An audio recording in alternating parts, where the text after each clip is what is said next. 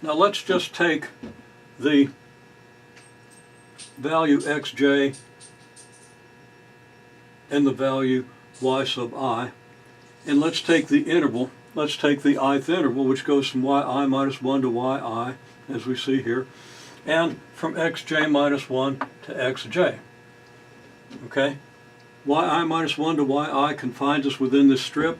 Xj minus 1 to xj confines us within a strip here, which confines us just to this little rectangle here. Okay, now I draw this rectangle a little bit bigger.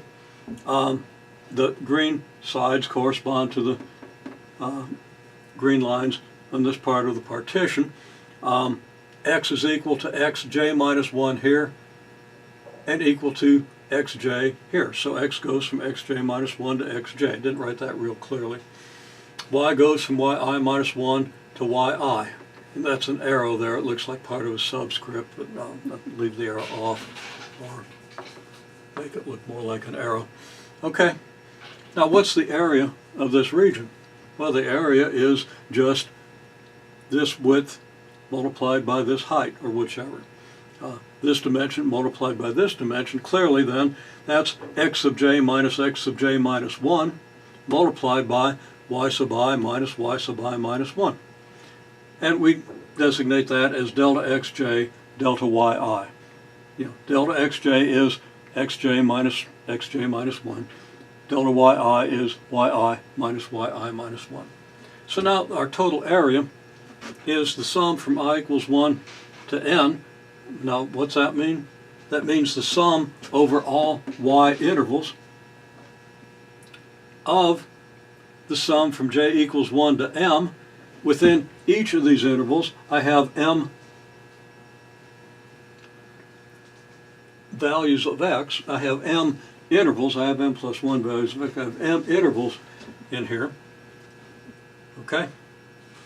And if I want to be really rigorous, I'm going to call this n sub I and call this m sub j, because I don't have to use the same number of intervals to partition every y strip or every x strip.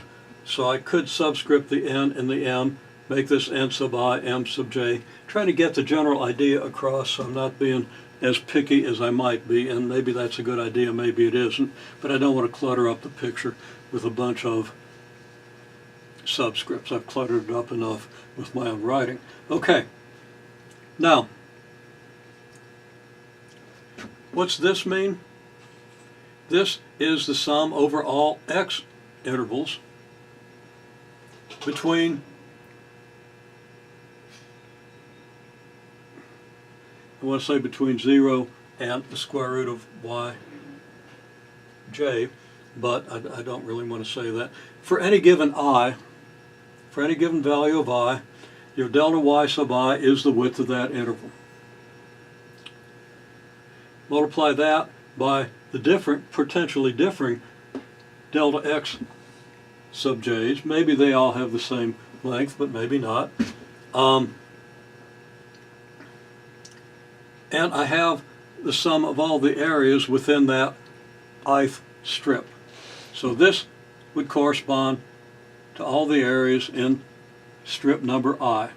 I sum that over all i's from 1 to n, because I've got n strips across here, and I get the total area. Now this is not the total area of the region.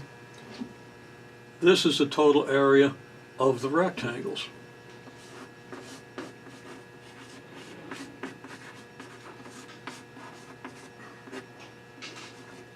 It's going to approximate the total area of the region.